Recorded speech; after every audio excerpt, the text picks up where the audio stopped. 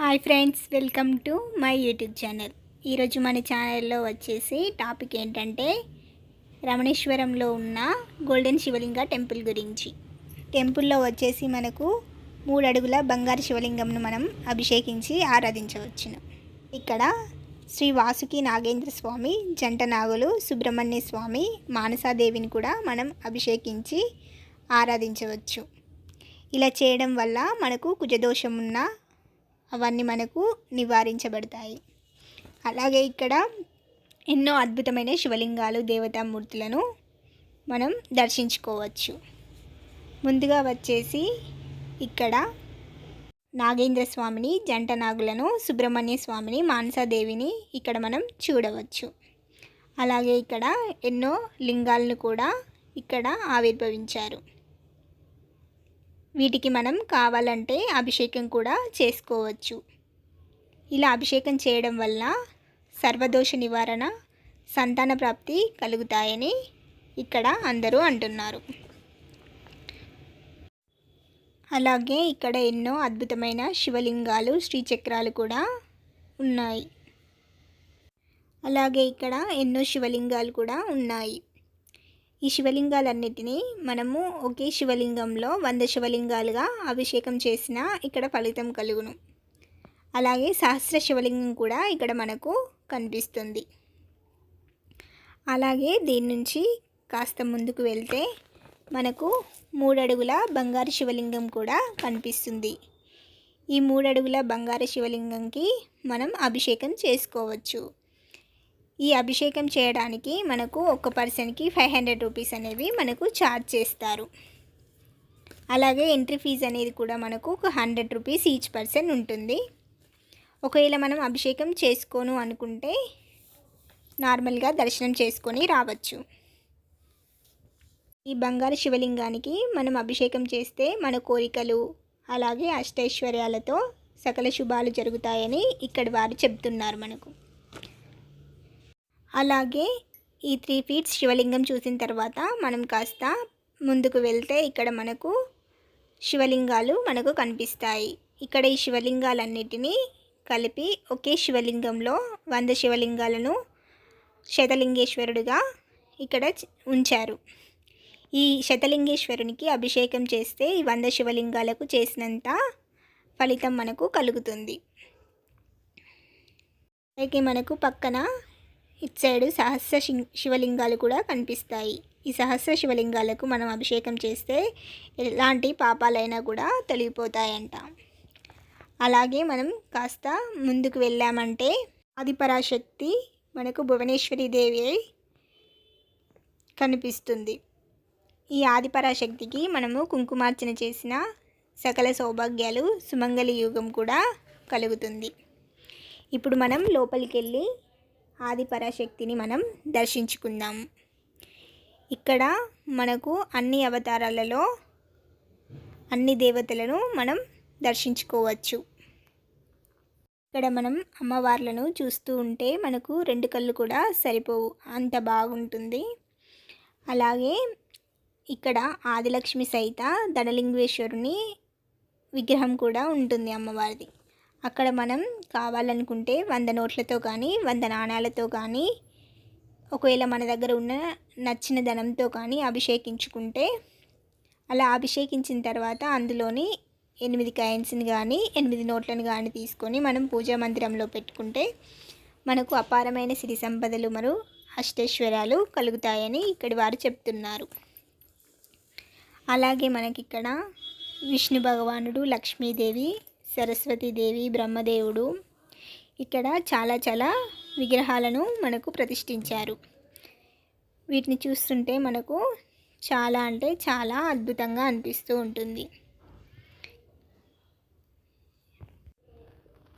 అలాగే ఇక్కడ మనకు అన్ని చోట్ల ఉన్న వివిధ రకాలైన అవతారాలలో ఉన్న అమ్మవార్లను, అలాగే దేవతా స్వరూపులైన కాలభైరవ స్వామిని, విష్ణు భగవానుడిని అందరినీ మనం దర్శించుకోవచ్చు.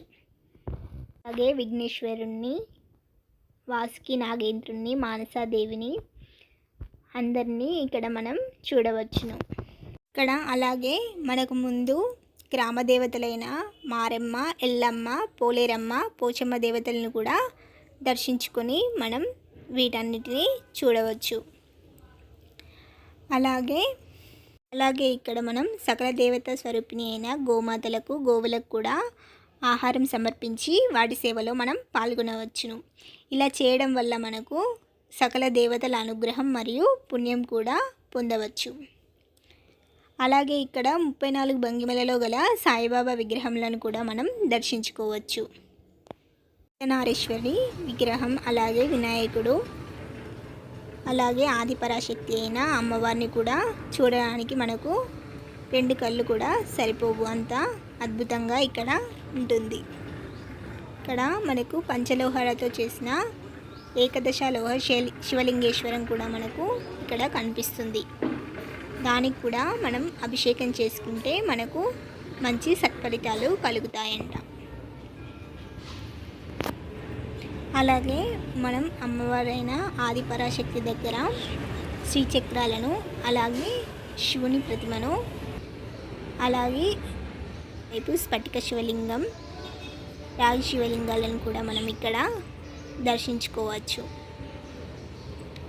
ఇక్కడ అమ్మవారు మనము అర్చన చేసిన, కుంకుమార్చన చేసుకున్న మనకు మంచి సకల సౌభాగ్యాలు కలుగుతాయని చెప్తున్నారు. అలాగే ఇక్కడ మనకు 3 అడుగుల స్ఫటిక శివలింగం కూడా మనకు దర్శనమిస్తుంది. ఆ 3 అడుగుల స్ఫటిక శివలింగానికి మనం అభిషేకం చేస్తే సర్వశుభదాయకం మరియు ఐశ్వర్యం కూడా ప్రాప్తిస్తుంది. అలాగే ముందుకు వెళ్తే అష్టవిధ లోహ శివలింగాలను మనం దర్శించుకోవచ్చు. వీటిని మనం భక్తితో అభిషేకం చేస్తే, ఆరాధిస్తే మనకు అష్ట కష్టాలను తొలగించి అష్టైశ్వర్యములను మరియు మంచి ఫలితములను ప్రసాదించుతారు. ఇలా ఇక్కడ మనం అమ్మవారిని దర్శించుకున్న తర్వాత ఇక్కడ నుంచి ఎగ్జిట్ అయితే మనం ఫస్ట్ ఎక్కడైతే స్టార్ట్ అయ్యామో అక్కడికి వస్తాం. అక్కడ నుంచి మనం లెఫ్ట్ సైడ్కి వెళ్తే మొక్కు శివలింగేశ్వరుడు కనిపిస్తాడు. ఈ మొక్కు శివలింగేశ్వరునికి మనకు ఉన్న ఏదైనా కోరిక కానీ, ఏదైనా సమస్యను కానీ ఇక్కడ చెప్తే ఆ కోరికలు నెరవేరుతాయి. మనకు ఉన్న కోరికను లేదా సమస్యను 3 సార్లు ఆ శివలింగాన్ని హత్తుకొని మన కోరికను స్వామివారికి విన్నవించుకోవాలి. ఆ కోరిక నెరవేరిన తర్వాత మనం ఏం చేస్తామో, స్వామివారికి ఏం సమర్పించుకుంటామో కూడా మొక్కుకోవాలి. ఆ తర్వాత కోరిక నెరవేరిన తర్వాత తప్పనిసరిగా వచ్చి మనం ఇక్కడ మొక్కును చెల్లించుకోవాలి. ఇక్కడ ఈ మొక్కు శివలింగేశ్వరుడు మనకు చాలా అట్రాక్టివ్గా ఇక్కడ కనిపిస్తాడు. అలాగే మనం ఇలా ముందుకు వెళ్తే సాయిబాబా విగ్రహాలు, శివలింగాలను మనము దర్శించుకోవచ్చు. ఇక్కడ మనం ఎంతో ప్రసిద్ధిగాంచిన 12 జ్యోతిర్లింగాలను కూడా మనం దర్శించుకోవచ్చు. అలాగే అతిపెద్ద అయిన శ్రీచక్రాన్ని కూడా ఇక్కడ మనం చూడవచ్చు. ఇలా 12 జ్యోతిర్లింగాలను దర్శించుకోవడం వలన కావాలంటే మనం అభిషేకం కూడా చేసుకోవచ్చు. ఇలా అభిషేకం చేయడం వల్ల మనకు శివానుగ్రహం, అలాగే పుణ్యం, ఉద్యోగరీత్యా శుభ ఫలితాలు కూడా కలుగుతాయి. మనం విఘ్నేశ్వరుడు, సాయిబాబా, మహాదేవుని, అలాగే అమ్మవారి విగ్రహాలను కూడా మనం దర్శించుకోవచ్చు. మనకు మహాకాల భైరవుడు, భస్మ మహారుద్రుడు, భస్మ మహాలింగేశ్వరుడు అని స్మరిస్తూ దైవపాదాలకు ఈ విభూతిని స్మరించిన, నుదిటిని ధరించిన శుభాలు మరియు మంచి సత్ఫలితాలను పొందగలుగుతాం. ఇక్కడ మనకు ఎటువైపు చూసిన శివలింగాలు, శ్రీచక్రాలు, అమ్మవారి విగ్రహాలు కనిపిస్తూ ఉంటాయి. అలా శివలింగాలను చూస్తూ మనం మైమరిచిపోతాము. అలాగే ఇక్కడ నుంచి మనం కాస్త ముందుకు బయటికి వెళ్ళామంటే అక్కడ మనం జలలింగాలను కూడా దర్శించుకోవచ్చు. ఈ జలలింగాలను దర్శించుకోవడం వలన గ్రహదోష నివారణ, రోగ నివారణ, అలాగే మానసికమైన ఎలాంటి ఉన్నా మనకు ఇక్కడ తొలగిపోతాయంట. ఇక్కడ మనం ఎంతో అద్భుతమైన శివలింగాల్ని, అలాగే బుద్ధుడిని, సాయిబాబాని కూడా మనం దర్శించుకోవచ్చు. ఈ జలలింగాలను చూస్తుంటే మనకు చాలా అద్భుతంగా, చాలా పీస్ఫుల్గా అనిపిస్తూ ఉంటుంది. అలాగే ఇక్కడ పక్కన కూడా మనకు శివలింగాలను ప్రతిష్టాపించారు. అలాగే అక్కడి నుంచి మనం కాస్త ముందుకు వస్తే మనకు దుని ప్రదక్షిణ అనేది కనిపిస్తుంది. ఈ దుని ప్రదక్షిణ చేసిన వారికి ఎలాంటి రోగాలున్నా, కర్మనాశనం ఉన్నా, దుష్టపీడ గ్రహాలు ఏమైనా ఉన్నా, దీర్ఘకాలిక వ్యాధుల నుంచి కూడా ఇక్కడ మనకు నివారణ కలుగుతుందట. ఈ దుని ప్రదక్షిణ చుట్టూ మనకక్కడ ఒక కొబ్బరి, నవధాన్యాలను మనకక్కడ 50 రూపీస్కి ఇస్తారు. వాటిని తీసుకొని మనకు నచ్చినట్టు ఒక 3 లేదా 5, 9 ఇలా తిరిగి అక్కడ ఉన్న మంటలో దాన్ని వేసేయాలి. ఈ మంట అనేది మనకు ఎప్పుడూ 24 గంటలు వెలుగుతూనే ఉంటుందంట. అంతే అండి. Thanks for watching this video. ఈ వీడియో కనుక మీకు నచ్చినట్లయితే లైక్ చేయండి, షేర్ చేయండి, సబ్స్క్రైబ్ చేయడం మర్చిపోకండి. కామెంట్ కూడా చేయండి.